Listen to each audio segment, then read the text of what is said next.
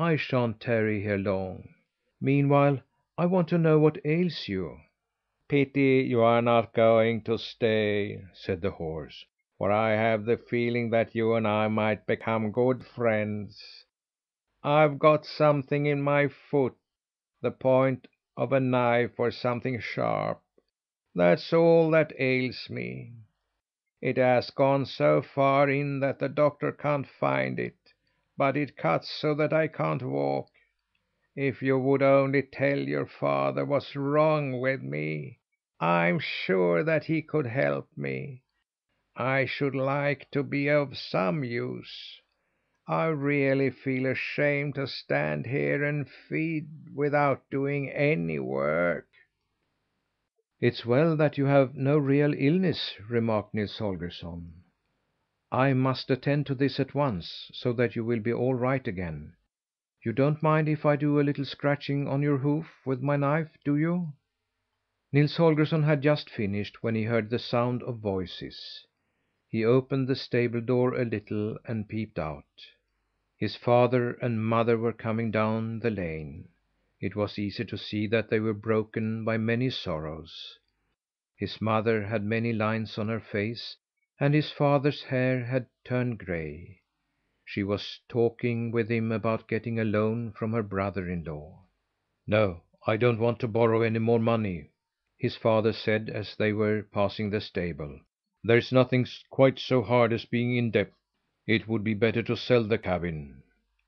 "If it were not for the boy, I shouldn't mind selling it," his mother demurred. "But what will become of him if he returns some day, wretched and poor as he's likely to be, and we not here?" "You're right about that," the father agreed. "But we shall have to ask the folks who take the place to receive him kindly, and to let him know that he's welcome back to us. We shan't say a harsh word to him, no matter what he may be. Shall we, mother?" "No, indeed! If I only had him again, so that I could be certain he is not starving and freezing on the highways, I'd ask nothing more." Then his father and mother went in, and the boy heard no more of their conversation. He was happy and deeply moved when he knew that they loved him so dearly, although they believed he had gone astray. He longed to rush into their arms. But perhaps it would be an even greater sorrow were they to see me as I now am. While he stood there hesitating, a cart drove up to the gate. The boy smothered a cry of surprise, for who should step from the cart and go into the house yard but Osa, the goose girl, and her father. They walked hand in hand toward the cabin. When they were about halfway there, Osa stopped her father and said: "Now remember, father, you are not to mention the wooden shoe, or the geese, or the little brownie who was so like Nils Holgersson that if it was not himself it must have had some connection with him." "Certainly not," said John Esserson. "I shall only say that their son has been of great help to you on several occasions, when you were trying to find me, and that therefore we have come to ask if we can't do them a service in return. Since I'm rich man now, I have more than I need, thanks to the mine I discovered up in Lapland." "I know, father, that you can say the right thing in the right way," Osa commended. "It's only that one particular thing that I don't wish you to mention." They went into the cabin, and the boy would have liked to hear what they talked about in there, but he dared not venture near the house. It was not long before they came out again, and his father and mother accompanied them as far as the gate. His parents were strangely happy. They appeared to have gained a new hold on life. When the visitors were gone, father and mother lingered at the gate, gazing after them. "I don't feel unhappy any longer, since I've heard so much that is good of our Nils," said his mother. "Perhaps he got more praise than he really deserved," put in his father thoughtfully. "Wasn't it enough for you that they came here specially to say that they wanted to help us because our Nils had served them in many ways? I think, father, that you should have accepted their offer." "No, mother, I don't wish to accept money from anyone, either as a gift or a loan. In the first place, I want to free myself from all debt. Then we will work our way up again. We are not so very old, are we, mother?" The father laughed heartily as he said this. "I believe you think it will be fun to sell this place upon which we have expended such a lot of time and hard work," protested the mother.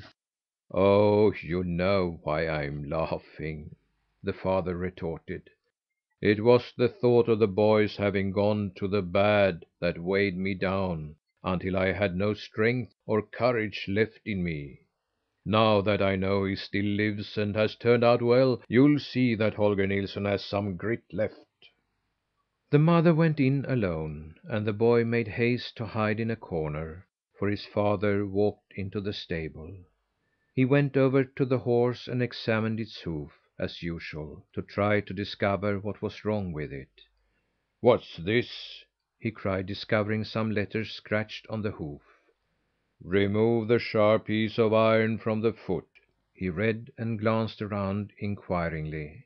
However, he ran his fingers along the under side of the hoof and looked at it carefully. "I verily believe there is something sharp here," he said. While his father was busy with the horse and the boy sat huddled in a corner, it happened that other callers came to the farm. The fact was that when Morten Goosey Gander found himself so near his old home, he simply could not resist the temptation of showing his wife and children to his old companions on the farm. So he took Dunfin and the goslings along and made for home. There was not a soul in the barnyard when the goosey gander came along. He alighted confidently, walked all around the place, and showed Dunfin how luxuriously he had lived when he was a tame goose. When they had viewed the entire farm, he noticed that the door of the cowshed was open. "Look in here a moment," he said. "Then you will see how I lived in former days. It was very different from camping in swamps and morasses, as we do now." The goosey gander stood in the doorway and looked into the cowshed. "There's not a soul in here," he said. "Come along, Dunfin, and you shall see the goose pen. Don't be afraid, there's no danger." Forthwith the goosey gander, Dunfin, and all 6 goslings waddled into the goose pen to have a look at the elegance and comfort in which the big white gander had lived before he joined the wild geese. "This is the way it used to be. Here was my place, and over there was the trough, which was always filled with oats and water," explained the goosey gander. "Wait, there's some fodder in it now." With that he rushed to the trough and began to gobble up the oats. But Dunfin was nervous. "Let's go out again," she said. "Only 2 more grains," insisted the goosey gander. The next second he let out a shriek and ran for the door, but it was too late. The door slammed. The mistress stood without and bolted it. They were locked in. The father had removed a sharp piece of iron from the horse's hoof and stood contentedly stroking the animal when the mother came running into the stable. "Come, father, and see the capture I've made." "Now wait a minute," said the father. "Look here first. I have discovered what ailed the horse." "I believe our luck has turned," said the mother. "Only fancy! The big white goosey gander that disappeared last spring must have gone off with the wild geese. He has come back to us in company with 7 wild geese. They walked straight into the goose pen, and I've shut them all in." "That's extraordinary," remarked the father. "But best of all is that we don't have to think any more that our boy stole the goosey gander when he went away." "You're quite right, father," she said. "But I'm afraid we'll have to kill them to night. In 2 days is Morten Goose Day, and we must make haste if we expect to get them to market in time." Footnote: in Sweden, the 10th of November is called Morten Goose Day, and corresponds to the